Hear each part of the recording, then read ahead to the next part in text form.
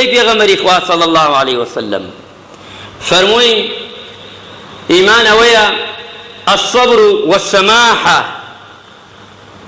آرامي تبي لسرخوي نرمونياني تبي بهالشونيش نابي آرامي عباتوا وبشر الصابرين الذين قالوا إذا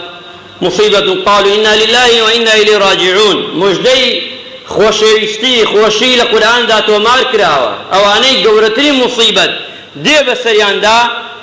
قورترين لنا مصيبة كان مردني خوشويشتك أم خوشويشتا مرد أجا فرموت إنا لله وإنا إليه راجعون أو كاتتو كسك إخواي قورة وملائكة كان صلوات بديار كعادل يا سبحان الله خواي قورة بعظمتي خوي جل جلاله ملائكة كاني كتاوانو سربيشي كان نكردو وناشي كان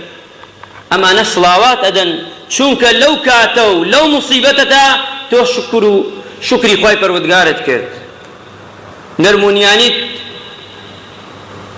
انجام دا خود گردوا خوراگر بوي صابر بوي بوي اسلام خوراگتنا ولقل شيا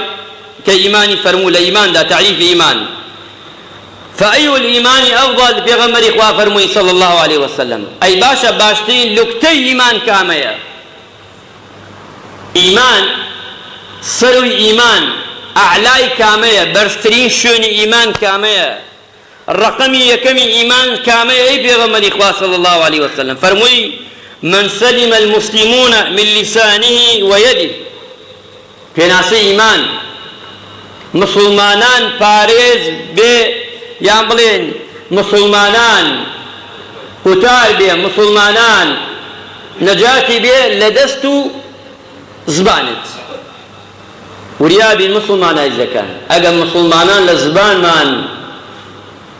گۆشتی ئیمانداران و مسلمانان بخۆین ئیمانەکەمان قەلەقی تایە دەستمان بچێتە کوشتنی خەڵک